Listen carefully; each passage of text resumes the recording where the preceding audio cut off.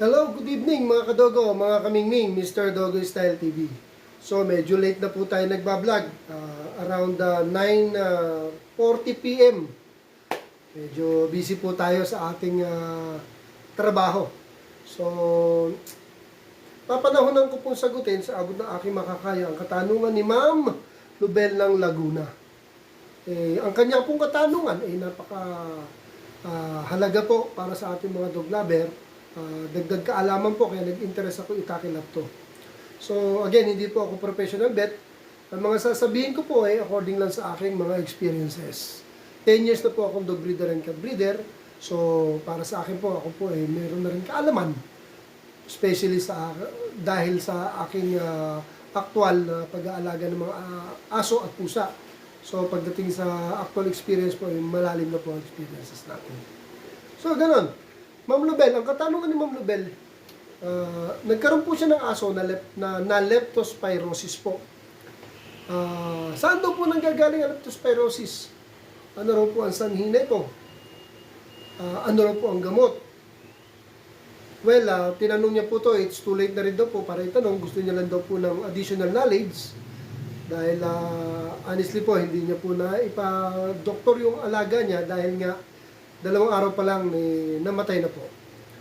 So, Ma'am Lubel, pipilitin ko masagot ng maayos ang inyong katanungan. Okay? First, ang leptospirosis po, ang tanong niyo po ay saan po nanggagaling. Ang leptospirosis po ay nanggagaling sa bakterya na galing sa daga. Sila lang po ang talagang source ng leptospirosis. Yung ihi po ng daga, yan po ang carrier. Saan po ba nakukuha yan? Na yung mga ihi ng daga yan, yan po yung, especially pag tag-ulan. Yung dati pong vlog ko, nabanggit ko na to. Pag tag-ulan, magkakaroon po ng mga baha. Sasama po dyan ang ihi ng daga. Lalo na sa mga stagnant water, yung contaminated na siya ng ihi ng daga. Tapos stagnant pa, which is yung hindi dumadaloy, nakapermis lang dyan, naka-imbak lang dyan. Baka hindi lang leptos ang abutin nyo dyan dahil for sure, may mga lamok na rin, ano?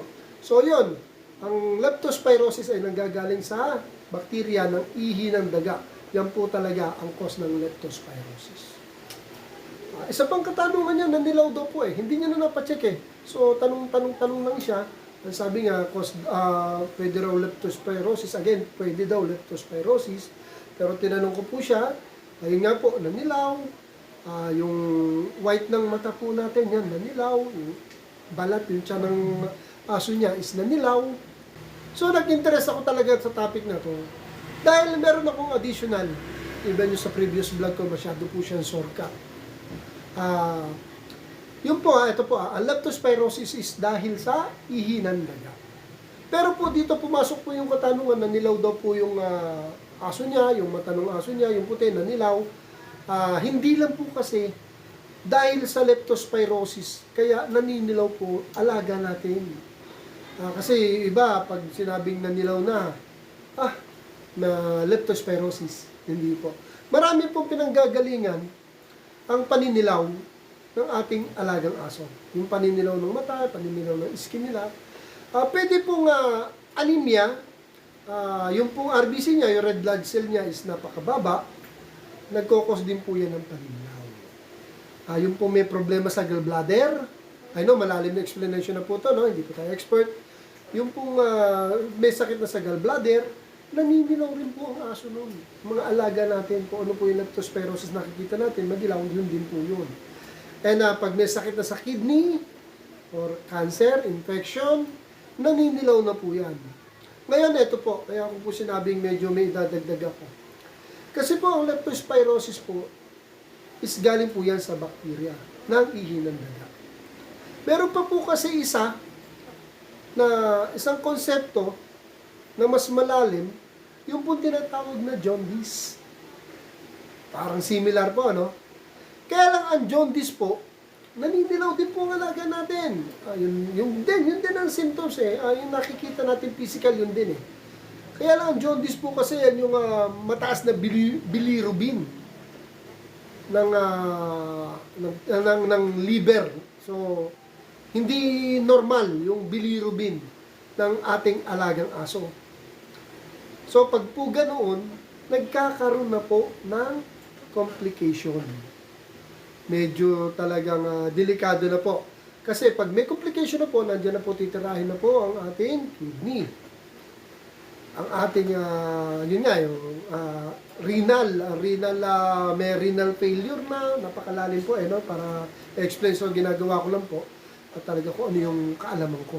So yung pong jaundice naninilaw din po, parehong-pareho po siya ng leptospirosis. Kaya lang mas familiar sa atin, lepto, nanilaw na lepto. Kasi yung jaundice po, yun na po yung yung complication na siya. Yung leptospirosis, yun po yung cause ng bacteria from daga. Yung jaundice na, yun marami ng complication, naging jaundice na po siya. So, kung pag-uusapan po natin yung paninilaw, yun po yun. So, yun, balik po tayo sa leptospirosis. Unang-una lang po kasi, para may iwasan ng mga leptospirosis is kalinisan. Lagi po sinasabi yan, kalinisan, linis tayo ng kidney, linis tayo ng mga ihi nila, o lalo na yung pinagkakainan po nila, huwag po tayo magbababad dahil nagagapangan po yan ng daga. Naiihian. So, ingat po tayo. Kalinisan talaga. Yung nga po mga stagnant water, yung pag-ulan, huwag natin palalabasin, paglalaruin. Lalo na kung yung baha, alam natin na medyo marami at may source ng mga bakterya. So, maganda, wag na lang. Safe na po natin sa bahay natin ng mga alaga natin para hindi po siya makakuha ng bakterya ng ihi ng daga. Okay? Ano daw po ang gamot? Nako, pagdating po sa gamot, again po, hindi po ako professional, pero I know, marami na naman magre-react kasi meron akong isang vlog, nag-react po ang ating kaibigan. Hindi ko po siya masisisi. Dahil kagaya ko rin po siya na mahirap na wala naman na pang-bet. So, bakit daw kagad bet? Ang sabi ko, bet. Kaya daw po siya nanonood ng vlog ko dahil gusto niya yung home remedy. Tama naman po yun. Mostly naman po sa vlog ko is more on home remedy. Dahil experience ko nga po, hindi naman po ako mapera. Pag minsan may sakit ang aso, nag-home remedy ako. Pero, yung pong sakit na leptospirosis, especially yung jaundice nga, na complicated na, yan po kailangan po ng attention ng vet. Okay po kailangan ng professional na po ang gagamot dyan. Hindi po tayo professional. Okay? Kaya po sinasabi ko minsan, vet, kasi talagang pang vet na po yun. Hindi po tayo professional. Internal organ na po ang nadadali sa mga alaga natin. Paano po yun? Kung bigyan ko po kayo ng home remedy. And isa pa po, ang leptospirosis or jaundice, hindi po tayo dapat manggagamot o magbibigay ng gamot na pantao. Bakit? Una-una, mapanganib. Pag hindi naging epektibo, baka lalo lumala. Actually, malala na nga yan, naninilaw na. Kaya please po, kung po magagalit, kailangan po talaga natin ipabit. Sana naman po naunawaan niyo po yan. Kasi malala po yan. So yun, marami kasing nagtatanong din mga cause ng mga paninilaw. Yun po, napaliwanag ko naman po sa inyo, di ba? Kaya, Ma'am Lubel, so I know ako'y nakikiramay sa pagkamatay ng alaga. Alam naman po natin, mahal natin ang mga alaga natin. Ako alaga ko, niyak ako, laki-laki ng tao, niyak ako kasi mahal natin. Ang dog lover talaga gano'n. At nauunawaan ko kaya. So yun, ingat tayo sa leptospirosis. Okay? Pag nagkaroon ng leptospirosis, magkakaroon na ng complication. Mauuwi na po yan sa sinasabing jaundice, which is napaka-critical na po para makasurvive ang alaga natin dahil nga po ang dami ng complication sa internal organ. Yung lang pong paninilaw, delikado na yan. Okay po? So, ang sabi po, na sinex ko nga po, para hindi po ako maligaw sa explanation ko sa inyo, sa 10 po na alagang aso, swerte na po yung kalahati ang nakakaligtas. Pag tinamaan ng leptospirosis or nagkaroon ng jaundice, yung complication sa loob. So, wala, delikado talaga. So, paano ko po sasabihin yung home remedy? Hindi na po. Tekis na po yun. So, kailangan po talaga ng mga professional, which is not that. Okay? So, yun. Dito na po muna. Medyo gabi na. At ako po, pasensya na po kung medyo madalang po tayo sa pagbablog ngayon. Basta pipilitin ko po na makapag-vlog pa rin. And besides, minutes lang naman to para mag-create ng ating topic or vlog. for the video. Okay?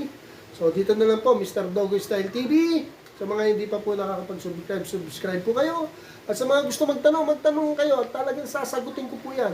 Comment lang po kayo, mababasa ko yan. Or mag-message kayo directly sa aking Facebook or even yung mga member ko sa group ko, mag-message lang.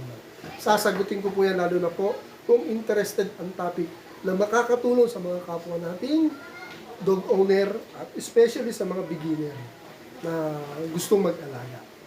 So, dito na lang po.